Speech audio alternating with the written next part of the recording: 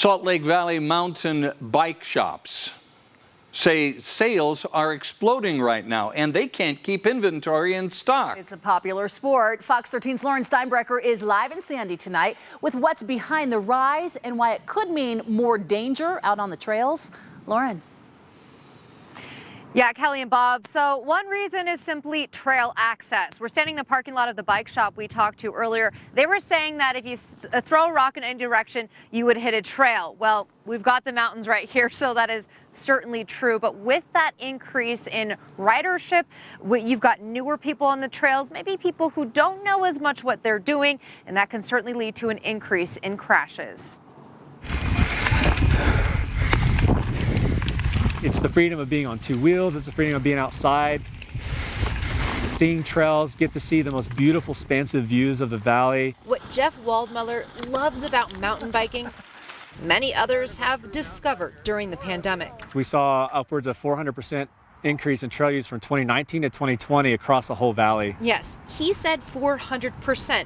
That's according to the Salt Lake Valley Trail Society. He says it makes sense. People pent up during the pandemic turned to trails for relief. That trend certainly hasn't slowed this spring, Jeff's noticed.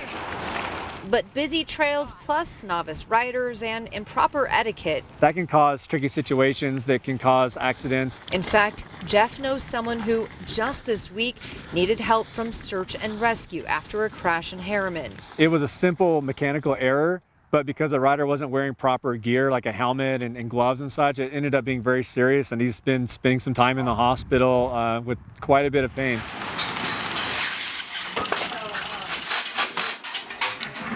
We get people in here with, a new story every day. Salt Cycles bike shop in Sandy. I rode this morning over there. Did a nice lap. Here's the stories and sees the people who want to pick up the sport from scratch. Sales are through the roof, and it's the tough thing now is to get bikes. Thanks, man. Always good to see you, Lake. Good to see you. Good to see you too, man. In addition to selling bikes and all the gear, they hand out something you can't put a price on.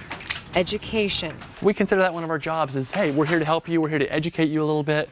You're new to the sport. We've been doing this for a long time. We're happy to help and give you the information you need so you can have an enjoyable and safe experience. Jeff also passes on his knowledge while on the trails.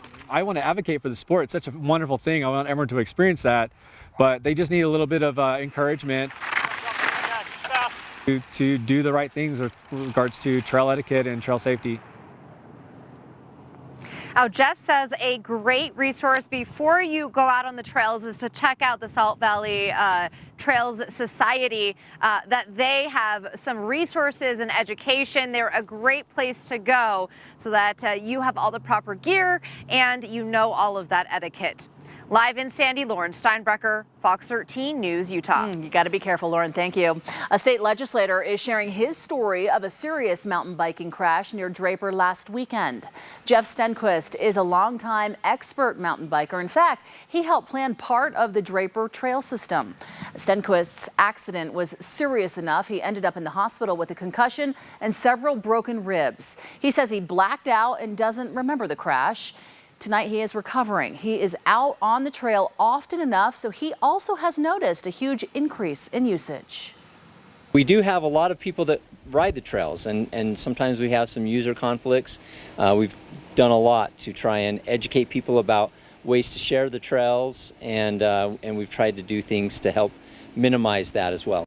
Glad to see he's doing better. STENQUIST's advice for hitting the trail is to wear the proper gear, no matter your experience. Also know the trails, and of course, enjoy the great outdoors.